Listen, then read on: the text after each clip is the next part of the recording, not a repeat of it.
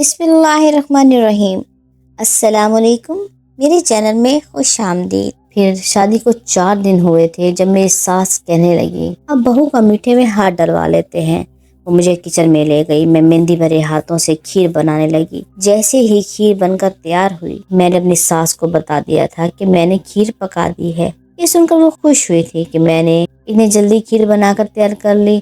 اب میں اپنے کمرے میں چلی آئی۔ میرا ارادہ تھا کہ میں نہا دھو کر تیار ہو جاؤں، کپڑے لے کر باتھ روم میں چلی آئی۔ تبھی میرے کمرے کا دروازہ بجنے لگا۔ میں حیران تھی کیونکہ میں نے دروازے کی کنڈی بھی نہیں لگائی تھی باہر سے۔ میری ساس مجھے زور زور سے آوازیں لگا رہی تھی، دروازہ کھولو بہو، جلدی کرو۔ جلدی گھبراہٹ میں الٹے سیدھے کپڑے پہن کر باتھ روم سے نکلی تو میری ساس غصے سے کہنے لگی پورا کھیر کا پتیلا خالی پڑا ہے، تم نے ساری کھیر کہاں کر دی؟ یہ سن کر تو میرے ہاتھ پاؤں بری طرح پھول گئے۔ میں حیرت سے کہنے لگی امی، کھیر تو ساری پتیلے میں ہی تھی، میں نے تو چکھی بھی نہیں۔ میری نند اور ساس سب حیران تھے کہ آخر اتنی ساری کھیر میں اکیلے کیسے کھا سکتی ہوں، جبکہ میں بار بار انہیں یہی کہہ رہی تھی کہ میں نے کھیر چکھی بھی نہیں، پورا کھیر کا پتیلا خالی ہو گیا تھا۔ سب لوگوں کی آنکھوں میں شک تھا، میں نہ چاہتے ہوئے بھی مجرم بن گئی تھی۔ آخر میں نے کیا کیا تھا؟ شام کو میرا شوہر جب آفس سے آ گیا، جسے میں نے خوشی کا ایک لمحہ بھی نہ دیا تھا، ساری بات سن کر وہ کہنے لگا امی کیا بچوں جیسی باتیں کر رہی ہیں، وہ بھلا اتنی ساری کھیر کیسے کھا سکتی ہے؟ ہو سکتا ہے کسی سے غلطی سے پتیلا گر گیا ہو اور کھیر ضائع ہو گئی ہو۔ اس نے بات ختم کر دی، لیکن میں اچھی طرح جانتی تھی کہ یہ سب کس نے کیا ہے۔ وہیں جو مہندی والی رات میرے پیچھے پڑ گیا تھا، جو صرف مجھے دکھائی دیتا ہے اور کسی کو نہیں، جو ہر رات میرے پاس آتا ہے اور مجھے میرے شوہر سے دور رکھنا چاہتا ہے۔ یہ کئی سوال میرے سامنے کھڑے تھے اور میں کسی سے یہ ساری باتیں کرنا چاہتی تھی، لیکن میری خود کی ماں بھی یہ بات سمجھنے کو تیار نہ تھی کہ میرے ساتھ کچھ ایسا ہو سکتا ہے۔ اب میں اپنے دل کی بات کس کو بتاؤں؟ بار بار میں یہ سوچ کر پریشان ہو رہی تھی، میری آنکھوں میں آنسو تھے۔ پھر میں نے یہ بات اپنے شوہر کو بتانے کا فیصلہ کیا۔ میں آج ہی راز کھولنے والی تھی کہ شادی کی رات اس کمرے میں کون آیا اور کس نے یہ سب کیا۔ اس میں میرا کوئی قصور نہیں، وہ مجھ پر حاوی ہونے کی کوشش کر رہا ہے۔ جیسے ہی رات کو میرا شوہر کمرے میں آیا، میں اس کا انتظار کر رہی تھی۔ وہ میرے سامنے بیٹھا اور بڑے پیار سے میرے چہرے کو چھو کر کہنے لگا کیوں پریشان ہو میرے ہوتے ہوئے؟ میں تمہیں کچھ نہیں ہونے دوں گا۔ وہ میرے نزدیک آ گیا تھا، مجھے تسلی دے رہا تھا۔ میں اس کے کندھے پر سر رکھ کر آنسو بہا رہی تھی۔ تبھی اس نے میرے ہاتھ اپنے ہاتھوں میں تھامے اور کہنے لگا یہ تمہارے ہاتھوں سے مہندی کیوں اتر گئی ہے؟ تم جانتی ہو نا، تمہارے ان مہندی والے ہاتھوں سے تو مجھے عشق ہو گیا تھا، پھر یہ ہاتھ خالی کیوں ہیں؟ اب اس کی آنکھوں میں غصے کی جھلک تھی۔ میں حیرت سے اس کی شکل دیکھنے لگی۔ اگر تم نے میرے بارے میں کسی کو بھی بتایا تو یاد رکھنا، تمہیں مجھ سے کوئی جدا نہیں کر سکتا۔ وقتی طور پر میں تم سے دور ہو جاؤں گا، لیکن تمہاری زندگی سے کبھی نہیں جاؤں گا۔ اس کی بھیانک آواز میرے کانوں میں گونجی تھی، جبکہ میں اپنے شوہر کی یہ بات سن کر حیران رہ گئی تھی۔ میں حیرت سے اس کی شکل دیکھتی جا رہی تھی، لیکن میرے پیروں تلے سے زمین نکل گئی جب اس کی شکل خود بخود تبدیل ہو گئی تھی۔ میں ایک دم سے ہی چیخی تھی۔ وہ میرا شوہر نہیں تھا، بلکہ ایک شوہر کے روپ میں یہ تو وہی تھا جو اس رات میرے پیچھے پڑ گیا تھا۔ میں دیوار سے لگ کر بری طرح سہم کر اسے دیکھ رہی تھی۔ وہ ایک دم سے غائب ہو گیا تھا، کیونکہ دروازے سے آنے والا میرا شوہر تھا، جو مجھے بکھرے بالوں اور دوپٹے سے بے نیاز حلیے کے ساتھ دیکھ کر حیران تھا اور کہنے لگا کیا ہوا ہے تمہیں؟ دیکھو تمہارے ساتھ کوئی مسئلہ ہے تو مجھے بتاؤ۔ جبکہ میں کچھ بھی بولنے کے قابل نہیں رہی تھی، وہ جب چاہے میرے سامنے آ سکتا، یہ سوچ کر میں بری طرح بدحواس ہو گئی تھی۔ دونوں ہاتھوں میں منہ چھپا کر پھر پھر کر رونے لگی، جبکہ میرا شوہر میری کیفیت سمجھنے کی کوشش کر رہا تھا۔ وہ کہنے لگا میں تمہارے ساتھ ہوں، اگر تمہیں کوئی مسئلہ ہے، تمہیں کوئی دماغ کی بیماری ہے تو مجھے بتاؤ۔ میں روتے ہوئے کہنے لگی یہ دماغی بیماری نہیں، بلکہ اس کے پیچھے ایک دوسرا راز ہے۔ اب میں نے اسے یہ بات بتانے کا فیصلہ کر لیا تھا، لیکن میں جانتی تھی کہ اس کی نگاہیں مجھے ہی دیکھ رہی ہیں، وہ یہیں کہیں کمرے میں چھپا بیٹھا ہے۔ میں روتے ہوئے اپنے شوہر سے کہنے لگی میرے ساتھ ایسے بھی مسئلہ ہے، یہ سن کر اس کے حواس اڑ گئے، وہ پھٹی پھٹی نگاہوں سے مجھے دیکھ رہا تھا، کہنے لگا کیا بچوں جیسی باتیں کر رہی ہو، آج کل کے دور میں سب کچھ نہیں ہوتا۔ تو میں کہنے لگی نہیں، یہی حقیقت ہے، سچ میں ہی میرے ساتھ ایک بہت بڑا مسئلہ ہو گیا ہے، وہ بھی شادی سے صرف ایک دن پہلے۔ ایک اجنبی شخص انسان کا روپ لیے میرے سامنے آتا ہے، لیکن وہ صرف مجھے دکھائی دیتا ہے۔ مجھے پورا یقین ہے کہ وہ انسان نہیں ہے بلکہ کوئی جنات ہے۔ میں اپنے شوہر کی آنکھوں میں آنکھیں ڈال کر یہ سچ بتا رہی تھی۔ میں نے دیکھا اس کے چہرے پر خوف کی کیفیت تھی، جبکہ میں بری طرح سہمی ہوئی تھی۔ میں روتے ہوئے کہنے لگی، آپ مجھے میرے ماں باپ کے گھر چھوڑ دیں، کیونکہ مجھ جیسی لڑکی جس کے اوپر اثرات ہوں وہ اس گھر میں رہنے کے قابل نہیں ہے۔ میں آپ کو شادی والی کوئی خوشی نہیں دے سکتی۔ اس نے اچانک میرا ہاتھ تھام لیا اور کہنے لگا، ہرگز نہیں، اگر تمہارے ساتھ یہ مسئلہ بھی ہے تو میں تمہارا علاج کرواؤں گا، تم بالکل ٹھیک ہو جاؤ گی۔ اچھا مجھے ایک بات بتاؤ کہ وہ تمہیں کب، کس وقت اور کیسا دکھائی دیتا ہے؟ میں سر جھکا کر کہنے لگی، وہ کبھی بھی کہیں بھی پہنچ سکتا ہے، اور وہ کھیر جو میں نے تیار کی تھی وہ بھی شاید اسی نے کھا لی تھی۔ بعد میں مجھے باتیں سننی پڑ رہی تھی۔ وہ شادی کی رات ہی میرے پاس آ گیا تھا جب مجھے پتا چلا کہ میرے ساتھ ایسا کیوں ہو رہا ہے، لیکن اب مجھے سمجھ آ گیا ہے کہ جب سے ہی میرے ساتھ یہ معاملات ہو رہے ہیں، ورنہ اس سے پہلے میں بہت خوش تھی کہ میری شادی آپ سے ہو رہی ہے۔ میں دل سے اس شادی پر راضی تھی، لیکن اچانک ہی شادی سے ایک دن پہلے میں نے اپنی ماں سے کہا کہ میں شادی نہیں کرنا چاہتی۔ وہ بھی یہ سن کر حیران رہ گئی اور پریشان بھی ہوئی کہ میں ایسا کیوں کر رہی ہوں۔ اسے یہ خوف تھا کہ میں کہیں شادی والی رات کوئی ہنگامہ نہ کر دوں، اور وہی ہوا جس کا ڈر تھا۔ لیکن آپ نے میری عزت رکھ لی، مجھے یقین ہے آگے بھی آپ میری ایسی ہی حفاظت کریں گے۔ میرا شوہر تسلی دیتے ہوئے کہنے لگا، فکر نہ کرو، میں تمہیں ایسے ہی اس کے شر سے بچاؤں گا۔ مجھے لگتا ہے کہ وہ شریف جنزاد ہے جو تمہیں پریشان کر رہا ہے۔ ایسے جنات سے نپٹنا بڑے بڑے عامل اور مولویوں کو اچھی طرح آتا ہے، تم فکر نہ کرو۔ میں کل ہی تمہیں کسی مولوی کے پاس لے کر جاتا ہوں۔ اب تمہیں اس کے بارے میں پریشان ہونے کی ضرورت نہیں، کیونکہ میں تمہارے ساتھ ہوں۔ انہوں نے مجھے اتنے اچھے انداز میں تسلی دی، ایسا لگ رہا تھا میری آدھی پریشانی ختم ہو گئی ہو۔ لیکن جب میں رات کو سوئی تو مجھے اپنے ہاتھوں پر دباؤ محسوس ہوا، جیسے کوئی مجھے بیڈ سے کھینچنے کی کوشش کر رہا ہو۔ میں نیچے گرنے والی تھی، تبھی کسی نے زور سے کمبل کھینچ کر مجھے نیند سے جگایا۔ میں سردی سے تھر تھر کانپ رہی تھی۔ دہشت زدہ ہو کر میں نے پورے کمرے میں نگاہ دوڑائی۔ سامنے ہی وہ کھڑا تھا، کالے رنگ کا وجود لیے، اپنی سفید آنکھوں سے مجھے گھورتا ہوا۔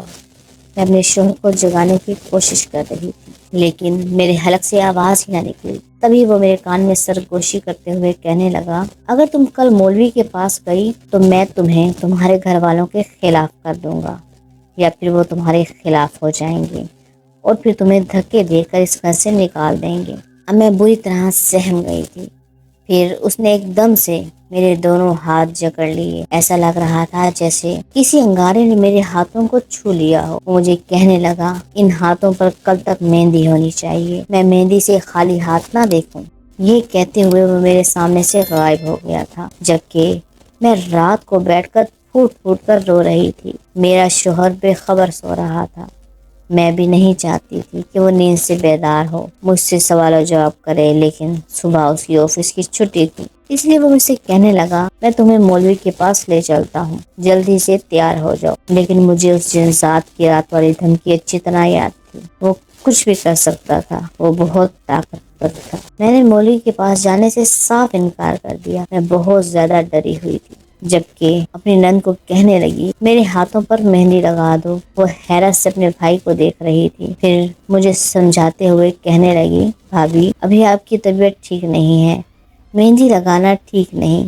لیکن میں نے ضد کرنا شروع کر دی، پہلے میرے ہاتھوں پر مہندی لگاؤ، اس کے بعد ہی میں مولوی کے پاس جاؤں گی۔ جی، مجھے یوں ضد کرتا ہوا دیکھ کر اس کا بھائی کہنے لگا، زارا تم اپنی بھابھی کو مہندی لگا دو، اس کا دل چاہ رہا ہوگا۔ یوں وہ میرے ہاتھوں پر مہندی لگانے لگی، لیکن جب میں نے اس سے کہا کہ مجھے بالکل دلہن کی طرح مہندی لگوانی ہے تو یہ سن کر وہ حیران رہ گئی، بلکہ وہ مجھ سے ڈرنے بھی لگی۔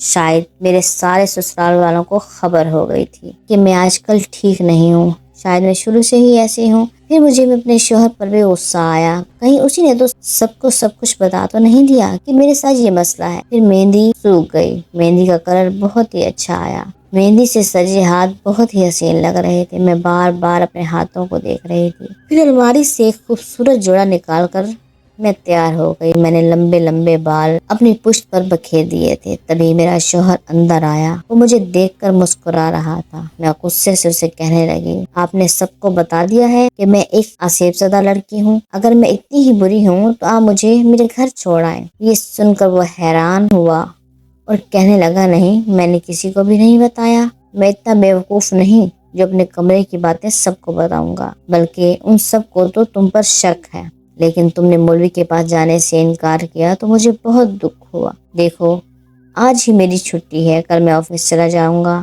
اس لیے تم میرے ساتھ چلو، میں تمہارا حساب کراؤں گا۔ وہ مجھے راضی کرنے کی کوشش کر رہا تھا، نہ جانے کیوں میرا دل چاہ رہا تھا کہ میں اپنے شوہر کے ساتھ چلے جاؤں، شاید اسی میں میری بھلائی ہے۔ پھر میں چادر اوڑھ کر اس کے ساتھ جانے لگی۔ راستے میں وہ مجھے سمجھا رہا تھا کہ دیکھو، میں جانتا ہوں کہ وہ تم پر حاوی ہے، لیکن تم نے اس کا ڈٹ کر مقابلہ کرنا ہے، وہ کوئی نقصان نہیں پہنچا سکتا تمہیں، وہ صرف دھمکی دے سکتا ہے۔ ابھی ہم مولوی کے پاس جائیں گے تو وہ تمہیں سب بتا دے گا۔ میں بڑی مشکل سے اپنے شوہر کی باتیں سن رہی تھی، حالانکہ مجھے ایسا لگ رہا تھا جیسے وہ ہمارے پیچھے پیچھے آ رہا ہے۔ میں نے 2-3 دفعہ پلٹ کر بھی دیکھا، لیکن مجھے پیچھے کوئی دکھائی نہ دیا۔ لیکن جب بھی وہ جن ذات میرے پاس آتا تھا، اس کی مخصوص خوشبو چاروں طرف پھیل جاتی، اور ابھی بھی مجھے ایسا محسوس ہو رہا تھا کہ وہی خوشبو میرے چاروں طرف ہے۔ پھر وہ مجھے مولوی صاحب کے پاس لے کر آ گیا۔ وہ ایک نورانی چہرے والے بہت زیادہ عمر کے بزرگ تھے۔ میں ان کے پاس بیٹھی، وہ میرے شوہر سے پوچھنے لگا کہ کیا مسئلہ ہے اس بچے کے ساتھ۔